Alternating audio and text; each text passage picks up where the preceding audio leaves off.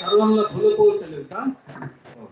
कुंडली गवळधारी ढोल श्री ज्ञानदेव तुकाराम श्री सत्य शिरोमणी सावता महाराज की जय गोपाल कृष्ण भगवान की जय. जाता जाता एक गोष्ट सांगतो.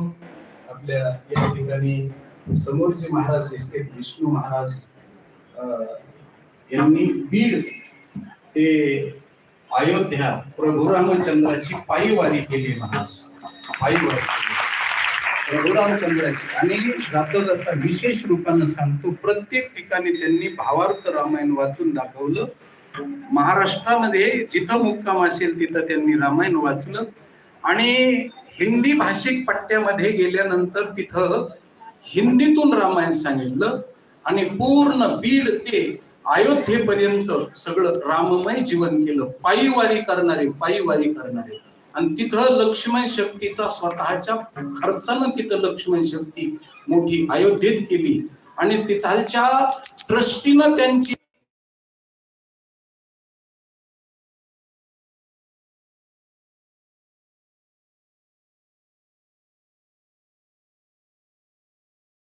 ग्रंथ दिला.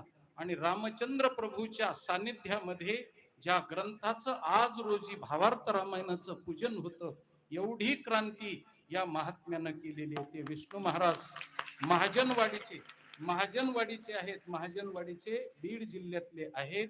आणि पायी पंढरपूरचे आपलं अयोध्येची वारी करतात. एवढं पुण्य त्यांच्या पदरात आहे. आणि त्यांची सदिच्छा झाली की बीड मध्ये सावता महाराजाचं मंदिर स्थापन झालेलं आहे. आणि त्या सावता महाराजाच्या मंदिराच्या ट्रस्टीला आणि सावता महाराजाला मंदिराला त्यांनी 1,500 रुपयाचा ग्रंथ मोफत द्यायचं या ठिकाणी त्यांनी केलेलं आहे.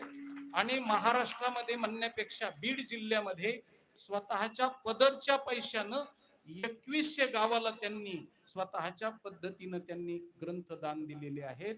कुणालाही 1 रुपया न खर्च करता त्यांच्या गावी जाऊन समारंभामध्ये त्यांनी 2100 ग्रंथ स्वतःच कष्ट करून घाम गाळून स्वतःच्या शेतीतून त्यांनी एवढं कार्य केलेलं आहे.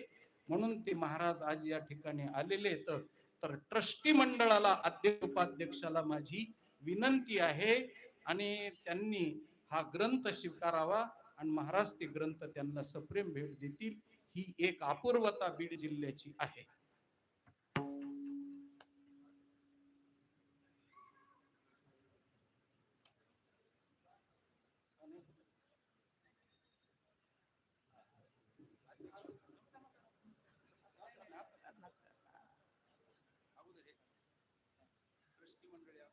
विष्णू महाराजांचा सन्मान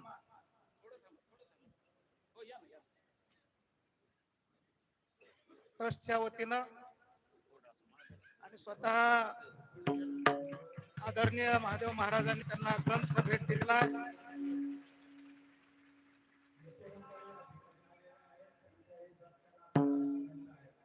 धन्यवाद महाराज. बीड जिल्ह्यातल्या सगळ्या प्रत्येक गावाला एक ग्रंथ महाराज देणार आहेत. हे त्यांच्या संकल्पनेतून संसारातून केलेली त्यांनी ती प्रतिज्ञा आहे आणि ती प्रतिज्ञा फलाला जाणार आहे. आणि त्यांची इच्छा होती की ट्रस्टीला हा ग्रंथ द्यावा आणि ट्रस्टीने हा ग्रंथ या ठिकाणी अगदी संपत्ती म्हणून जतन करून ठेवावा आणि त्याचं पारायण करावं. धन्यवाद. धन्यवाद महाराज. अत्यंत सुसराव्या अशा स्वरूपाचं कीर्तन या ठिकाणी महाराजांनी केलेलं आहे. यानंतर जसं की महाराजांनी उल्लेख केला की आदरणीय लोकनेते जयदत्तांना क्षीरसागर यांनी हे भव्य अशा प्रकारची जागा कोट्यावधीने अब्जावधीची जागा उपलब्ध करून दिली आणि त्यामुळं सर्वप्रथम जयदत्तांनाचा सत्कार या ठिकाणी करेल अशी त्यांना विनंती करतो. चला लवकर. विठ्ठल जय जय विठ्ठल